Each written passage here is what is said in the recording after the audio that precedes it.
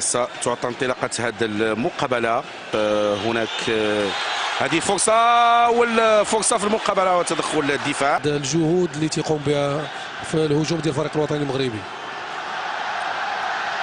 عملية جميلة لفائدة المنتخب الوطني، كرة جميلة في العمق. هذه فرصة دائما يوسف حجي، سيطرة لفائدة المنتخب الوطني. للآن لاعبين ديالهم محتكرين الكرة. هناك سفيان العلودي بإمكانه باش يمرر مراوغة جميلة، بإمكانه باش يمرر زيدة، وكرة في ركنية، كرة في ركنية لفائدة يوسف حجي.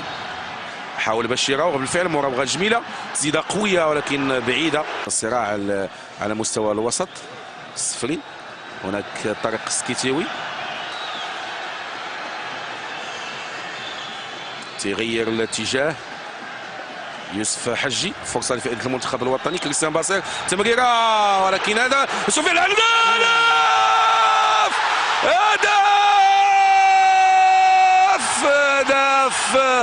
هدف بواسطة سفيان العلودي، والجمهور الآن اللي تحرك بقوة. هدف من رائع بمكان، هذا ما كنا كنتظروه. الكل هنا ببروكسل كان كيتمنى أن المنتخب الوطني يظهر بمستوى جيد على الأقل. لحد الآن لاحظوا الكرة ما نزلاتش تماما بالنسبة لسفيان العلودي. تلتقط التمريرة من كريستيان باصير، والهدف الأول لفائدة المنتخب الوطني. لاحظوا الإعادة من زاوية أخرى لكايل باصير. تم تغيير الاتجاه ديال الكرة، و حتى الكرة ملي لمسات الأرض غيرت الاتجاه وخدعت الحارس، ولكن وخدات سرعة. سفيان العلودي خدف مباشرة بدون أن الكرة تنزل. مروان شماخ ما لمسش كرات كثيرة، وهناك خطأ. تدخل ديال فان بويطل اللي جر التموضع والضربة الرأسية القوية. كرة جميلة لفائدة المنتخب الوطني. دي فرصة تمريرة وتدخل في آخر لحظة لموديغاي. موديغاي لاعب فريق لازيو. هذه تسديدة قوية، هذا العلودي، ولكن هناك تسلل سفيان العلودي.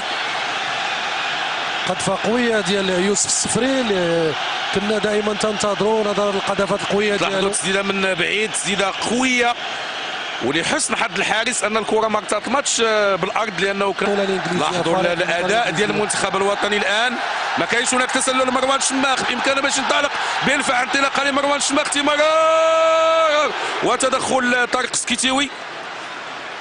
لاحظوا العدد ديال اللمسات اللي قام بهم المنتخب الوطني، العدد ديال اللمسات المنتخب الوطني. لا بحال اضطر يعطيه الكره. كره خطيره، تدخل الحسين خرجة. موديغاي، وتدخل ممتاز للحارس نادر الميغلي اللي وضع فيه الثقة المدرب فتحي جمال. الوقت المناسب. هذه ضربة رأسية وتدخل جيد للحارس نادر الميغلي على غرار حراس كرة اليد، حارس فريق الوحده الاماراتي. على عناصر كثيره منه. مراوغه جميله لطارق سكيتي، وبامكانه باش يتقدم بالفعل. هناك خطا خاص انذار. خطا وانذار وفعلا ورقه صفراء، لان ما كانش هو المدافع الاخير. هذا الشيء.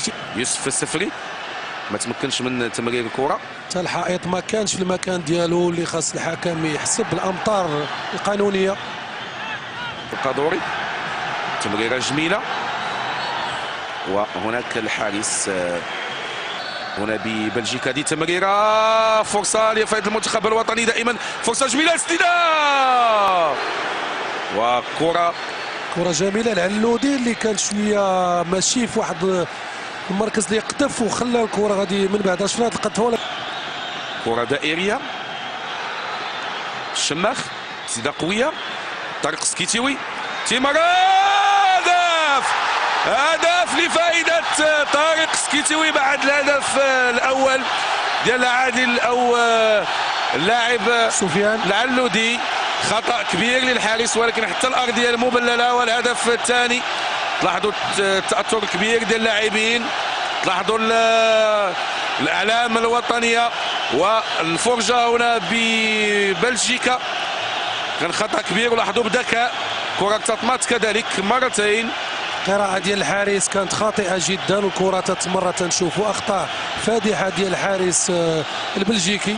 وهدف ثاني المنتخب الوطني المغربي كما قلت السيطرة ديالو كيخرج مروان الشماخ. هجوم لفائدة المنتخب الوطني. حجي، سفيان العلودي بإمكانه باش يمرر، ولكن فضل يروح ضيع منه الكرة. ما كاينش هناك تسلل. هذه فرصة لفائدة المنتخب الوطني. سفيان العلودي يضيع سفيان العلودي كرة المقابلة. فعلا كان عنده اختيار لأن الكرة شوية سرعت، كان يقدر الكرة كان لصالحه. كذلك هدفين ل0. ضربة رأسية وهدف. كان هناك خطأ في الدفاع. هدف بواسطة ويتسل لاعب ستانداردو لياج اللي دخل خلال الشوط الثاني.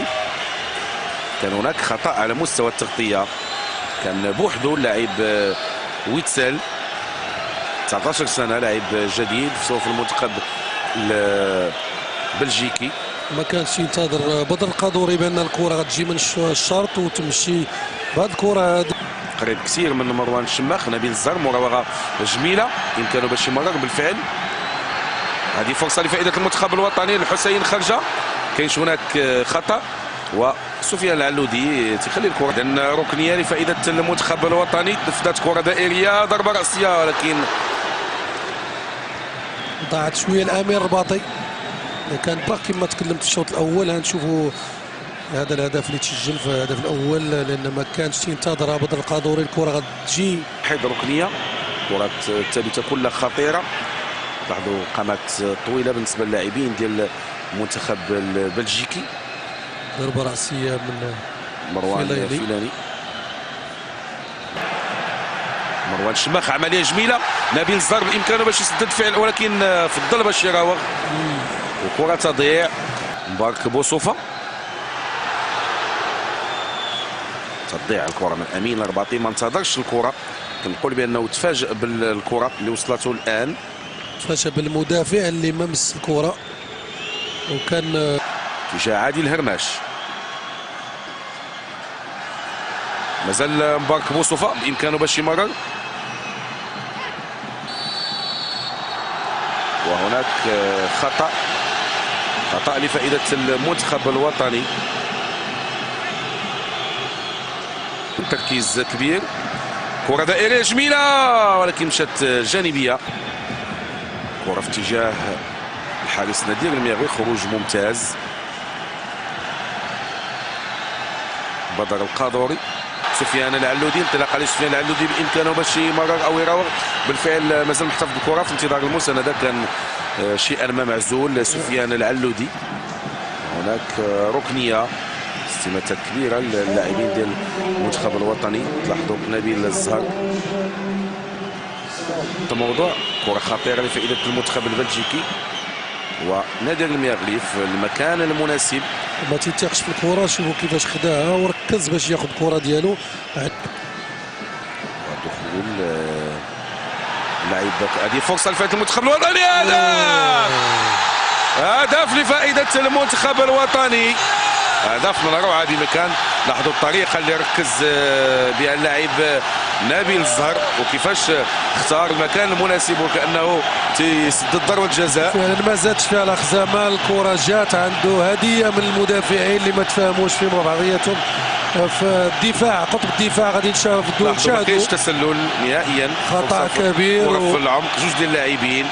لاحظوا كيفاش ركز، كيفاش رفع الاعين ديالو واختار المكان المناسب. وتام على الرجلين ديالو مقوسين بسهوله. كيفاش ضرب الكره برجل او بخارج الرجل ديالو اليمنى.